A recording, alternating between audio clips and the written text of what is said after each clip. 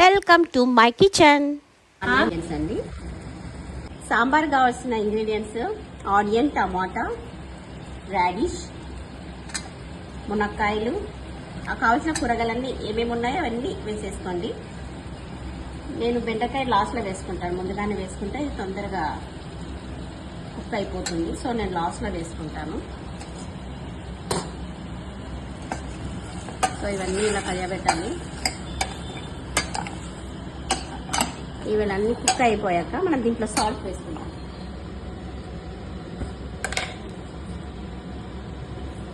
Salt వేసుకుంటే త్వరగా మగ్గిపోతాయి.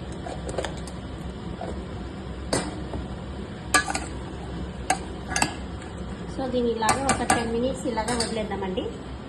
Already సగం కుక్ అయిపోయింది. మనం ఏం చేద్దామంటే ఇంట్లో ఈ పప్పు బాయిల్ చేసి పెట్టుకున్నాం కదా, దాంట్లో ఇవన్నీ వేసేద్దాం.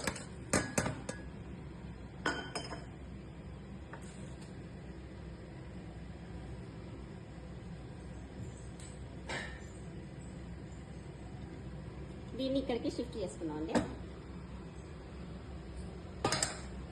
మునక్కాయలు వేస్తానన్నాను కదా, మునక్కాయ కాదు బెండకాయ వేసుకున్నాక బాగా కలియబెట్టుకున్నాక, ఎందుకంటే బెండకాయ తొందరగా మగ్గిపోతుంది. సాల్ట్,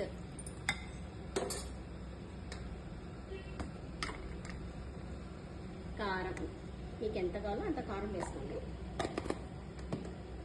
వేసుకున్నాక చింతపండు రసం,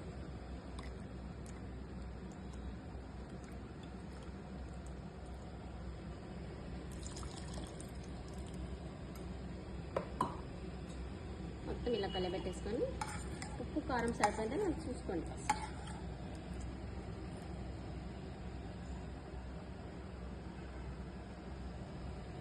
సో సరిపోయిందండి. నేను ఒక్క విజిల్ ఇస్తానండి. నేను ఒక్క విజిల్ ఇస్తే మొత్తం కుక్ అయిపోతాయి.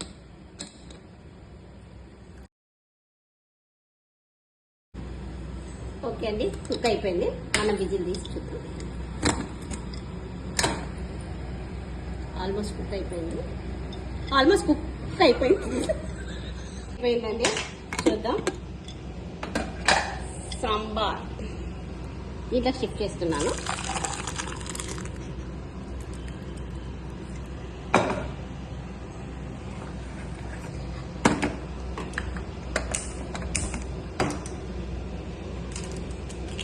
ఎన్టీఆర్ సాంబార్ ప్యాకెటే వాడతానండి నేను, చాలా బాగుంటుంది.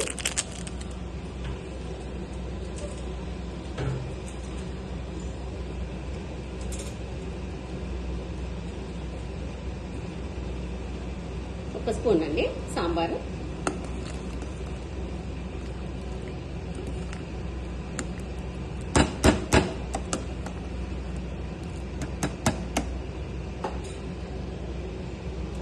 ఇది బాయిల్ అయిపోయాక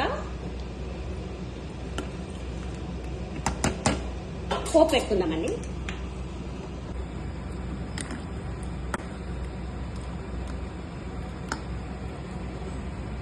ఉప్పు కారం అన్ని చూసుకుందామండి.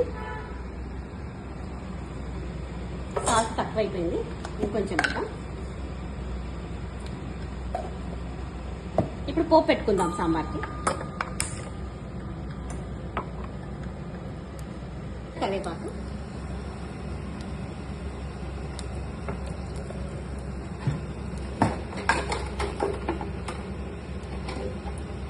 పోపు ఆయిల్ అండి ఒక స్పూను,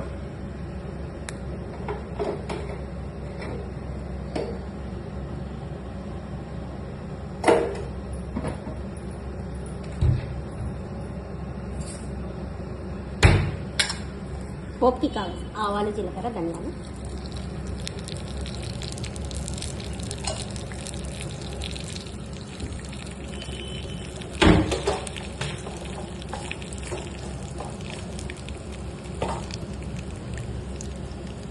పచ్చిమిరపకాయలండి,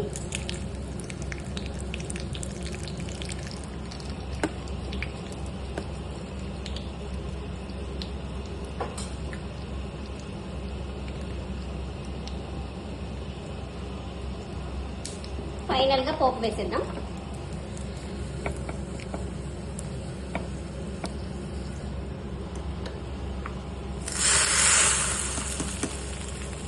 ఫినిషర్ ఫినిష్ అయిపోయిందండి సాంబార్. ఎలా ఉందండి సాంబార్?